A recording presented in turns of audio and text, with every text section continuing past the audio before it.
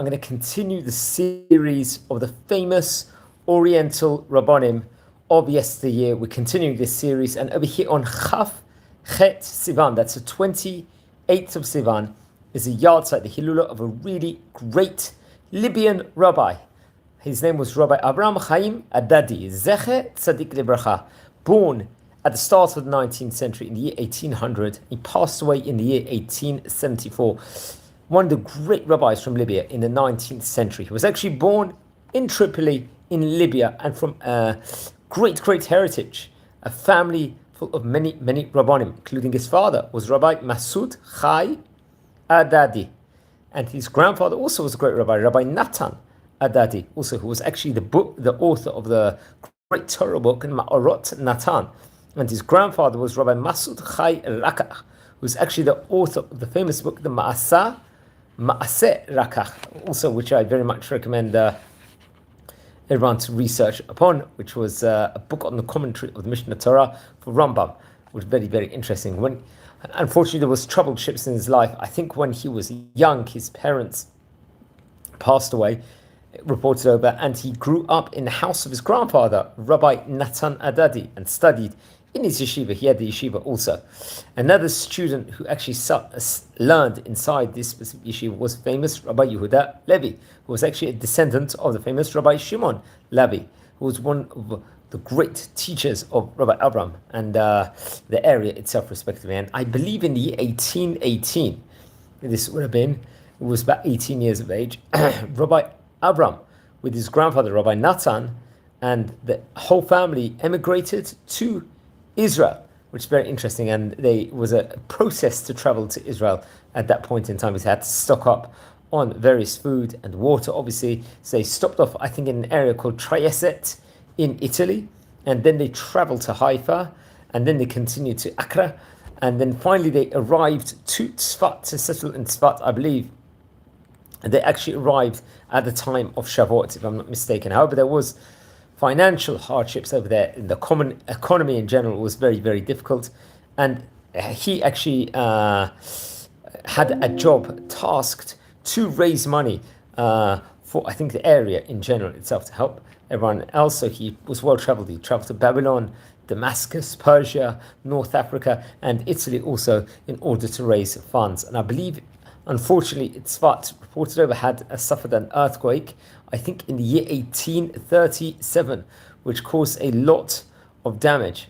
I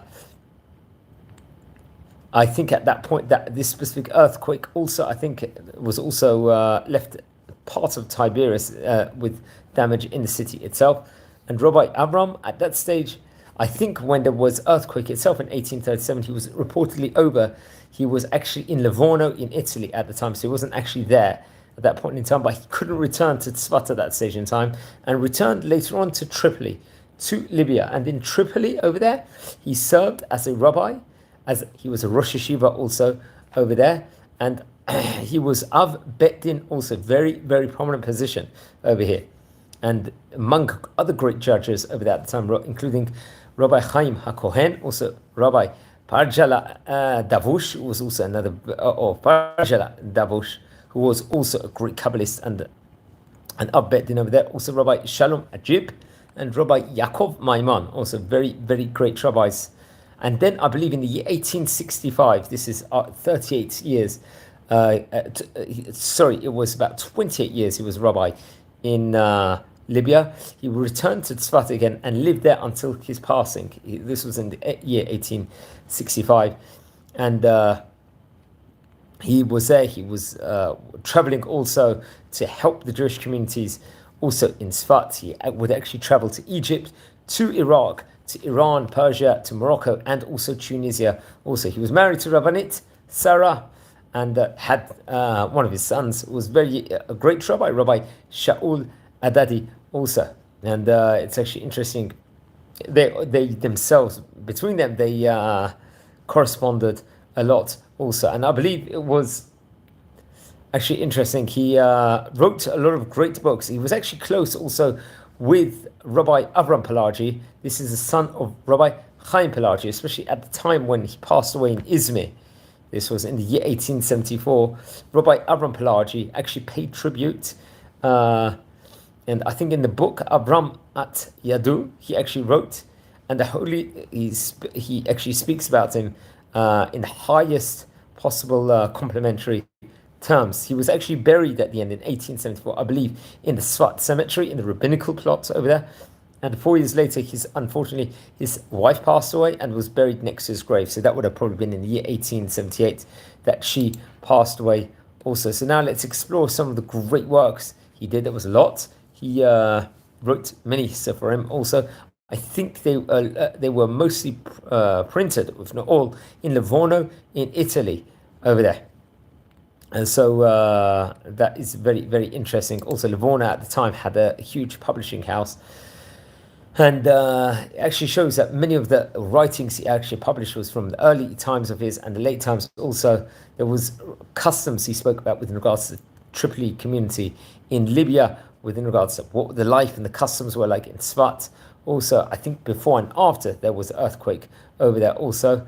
And he very much wrote about those things. So let's explore some of the books that he wrote, especially the Hashomer Emet, which is on this, the Halachot on Sefer Torah itself.